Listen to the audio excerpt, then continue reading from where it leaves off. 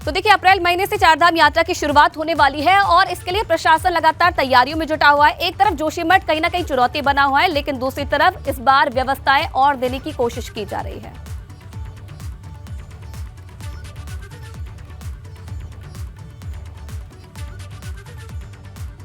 काफ़ी व्यवस्थाएं दुरुस्त करनी होंगी, कुछ चुनौतियां भी होंगी। कल आपने एक बड़ी मीटिंग भी ली है, तो प्राथमिक तौर पर अभी क्या देखा है आपने, किस तरह की हमारी तैयारी?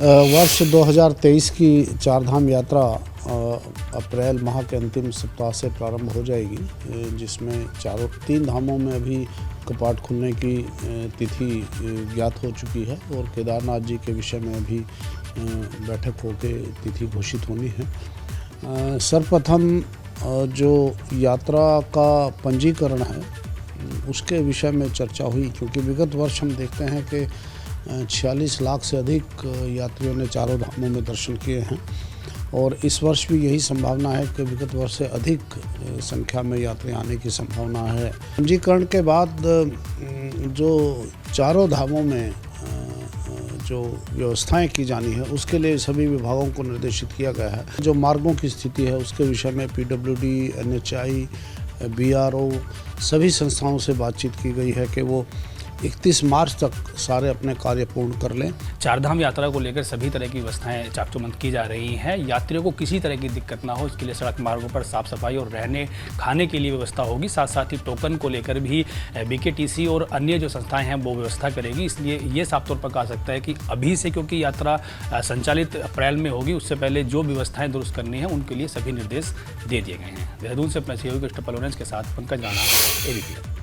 चलिए आगे बढ़ेंगे। तो देखिए, चारधाम यात्रियों के लिए एक बड़ी खबर है। अब दर्शन करने के लिए घंटों इंतजार यात्रियों को नहीं करना पड़ेगा। चारधाम यात्रा के लिए इस बार टोकन सिस्टम लागू किया जाएगा। मुख्य सचिव SS संधू ने बताया कि टोकन सिस्टम से यात्रियों को घंटों लाइन में नहीं लगता होगा, दर्शन के लिए वक्त भी तय होगा। और चारधाम यात्रा के लिए आपको ये भी जानकारी दे दें कि 20 फरवरी से रजिस्ट्रेशन शुरू होने वाला है और 22 अप्रैल से चारधाम यात्रा की शुरुआत होगी। तो इस बार कई बदलाव के साथ चारधाम यात्रा की शुरुआत होगी। इस बार रजिस्ट्रेशन करना जहां जरूरी होगा, तो इस बार ये भी जानकारी मिल रही है कि टोकन सिस्टम लागू किया जाएगा, जिससे जो यात्री घंटों लाइनों में रहकर परेशान होते हैं, इस बार वो परेशानी यात्रियों को नहीं करनी पड़ेगी। तो टोकन सिस्टम से यात्रियों को लाइन में इंतजार नहीं करना पड़ेगा और इसी के साथ साथ दर्शन के लिए भी अब एक समय बनाया जाएगा, जिसके लिए जो यात्री हैं उन्हें घंटों इंतजार ना करना पड़े।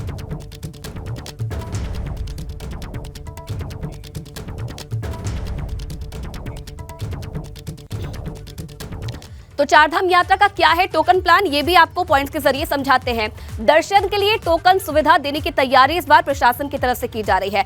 टोकन लेने पर कतार में यात्रियों को खड़ा नहीं होना पड़ेगा और अब टोकन में दिए वक्त पर ही दर्शन किए जाएंगे। पहले घंटों लाइन में यात्रियों को खड़ा होना पड़ता था, परेशान होना पड़ता था, लेकिन अब धाम पहुंचते ही यात्रियों को टोकन मिलेगा और उसी टोकन के आधार पर अब दर्शन करवाए जाएंगे।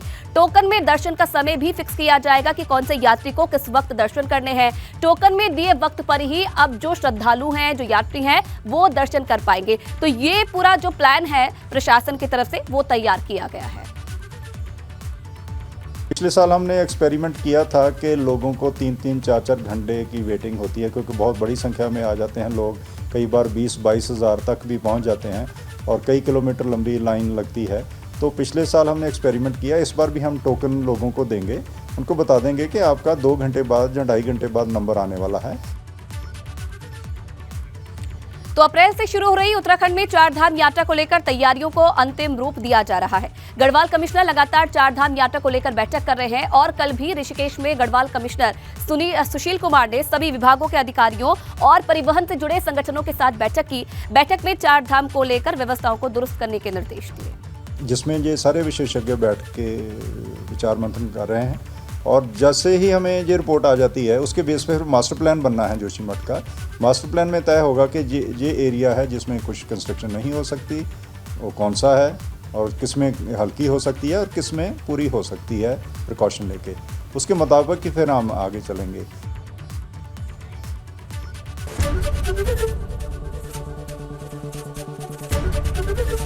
ABP गंगा, खबर आपकी, जुबान आपकी।